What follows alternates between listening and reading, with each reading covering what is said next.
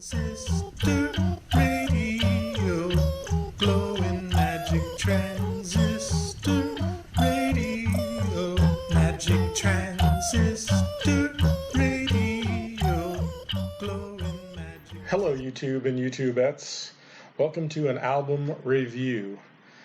I have a very special formula that I use to make grades, so you will hear fractions and like a 5.73 or whatever. I won't give that away, but in this video I would like to review the Globelamp album Stardust, which was released on June 3rd, 2014.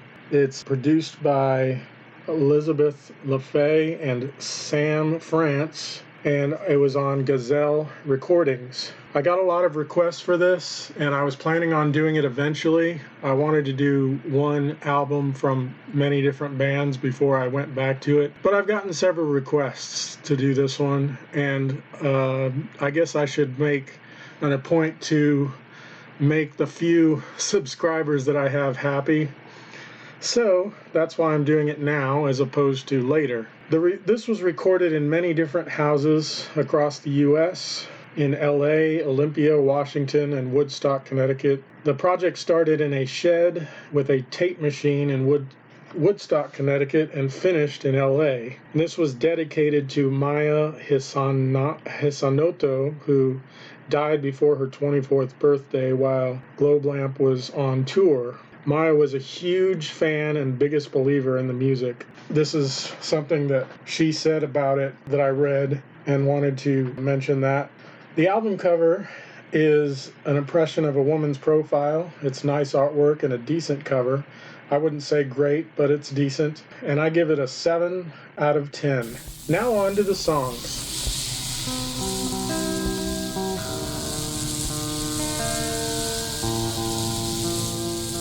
The first song is called Breathing Ritual, and I'll mention here that all the songs are written by Globelamp or Elizabeth LaFay. And this one grooves along well. It's not necessarily the catchiest song.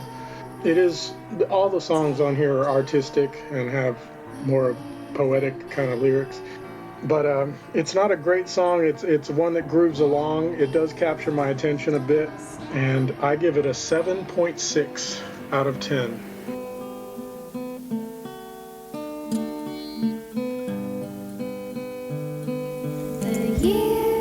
The next song is Warrior, and this one grooves along nicely. It's kind of more of a folk kind of song with some interesting production style to it. And this one I do like. I think it's a very pretty song. It doesn't have anything, there's not one particular aspect that's great about it. It's just really solid across the board. And I give it an 8.0 out of 10.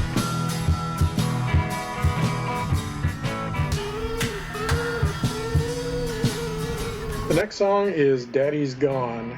This is one of the catchiest songs on the album. It's got kind of a 90s alternative groove, but with more interesting things going on than a typical 90s alternative production. And I really do like this song a lot.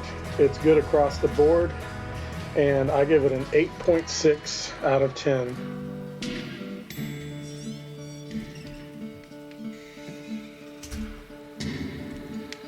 The next track is Krystal, and this one is probably lower on the catchiness side, but it does really well. I gave it a 10 on the artistic side, and it's a very interesting song, and it's got some beauty to it. It's not, like I said, the catchiest song on the album, but I really love it. I really appreciate it for the art of it. But I give this one a 7.6 out of 10.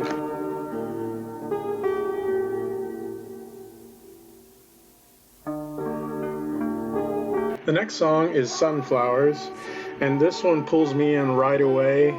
And just so you know, I am more of a piano guy than a guitar person as far as liking the sound. It's not that I don't like guitar, but piano and keyboard kind of stuff pulls me in. usually more than guitar does. So that's probably one reason why, but it also has a great melody. It's great artistically, and it's also catchy enough to keep everything on this very high on the scoring. And overall, this one gets a 9.4 out of 10.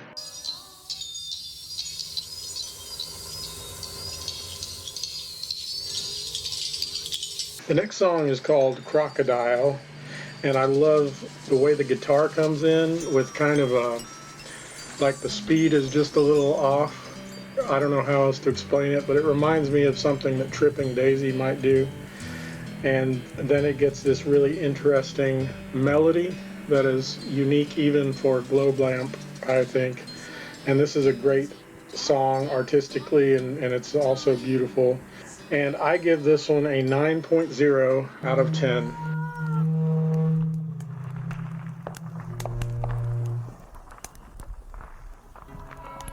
Next song is Casino Song, and this one also has sort of a folky feel to it.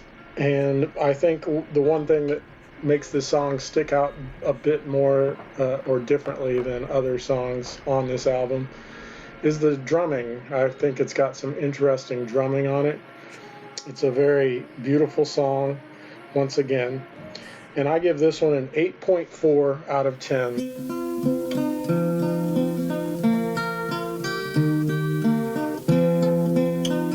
The next song is Presence, and this has also a folky kind of feel to it, but in a very interesting way. It's got some very interesting melody lines and nice lyrics, and something about it that pulls me in a bit more than maybe a couple of the other songs earlier in the album. And I don't know exactly what it is, because there's nothing. I guess the lyrical poetry I give a 10 on, but there's something about this song that I really, really like. But it's, again, not high enough to be great, but I give it an 8.2 out of 10.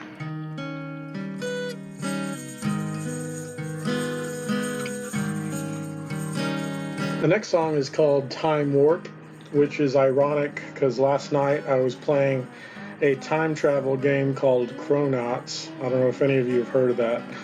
But that has nothing to do with the song, but I just thought I'd mention that because this is my video.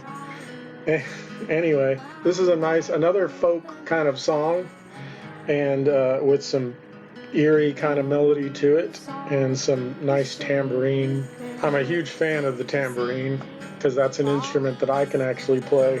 But this is a very good, very solid song. I give it an 8.6 out of 10.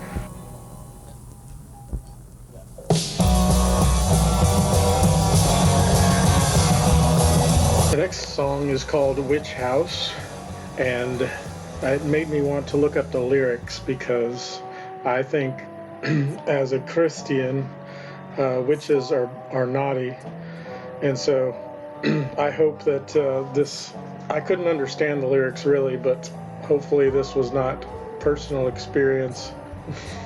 There was something about illumination, so all I have to say about that is stay away from the Illuminati and witches, because they are naughty.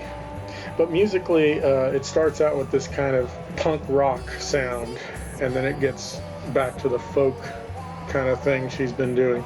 This is a musically very good song, and I give it an 8.2 out of 10.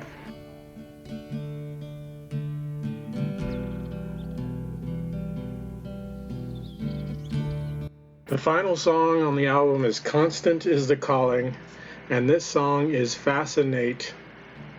This is my favorite song on the album, probably up there with track number 5. And it's a beautiful song. I think one thing that adds to it for me is the piano, like I said before, but it's got a nice melody and you kind of can get the idea of kids singing on it, like it brings that kind of joy to it. Just a nice ending to the album, and I give it a 9.4 out of 10. The album flow is definitely a 10 out of 10. Just it's solid throughout.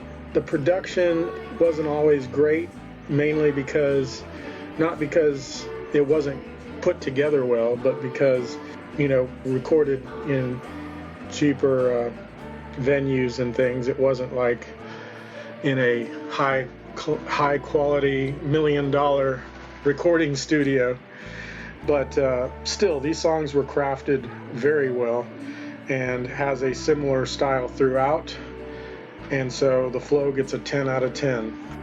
I discovered Globelamp earlier this year, so I haven't been aware of her very long. And I can't remember who, I think it was on one of my other album reviews that I discovered that somebody mentioned in the comments that I should review Globelamp. And so I looked it up, and I already reviewed Orange Glow, and that was the one that stuck out to me. But I kept getting comments and requests to review this album, Stardust. My intent was to review one album by many different bands before I revisited a band, but because of the comments, I decided to go ahead and do it, and it is a very, very good album. I'm not sure which one I like better, but when I give the final score, we can compare that. But again, since Globelamp is fairly new to me, perhaps time will tell which one I like the best. So now I will pull out my handy dandy computer and calculate my formula.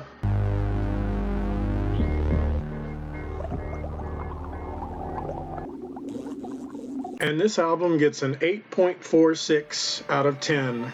Thank you and have a wonderful day.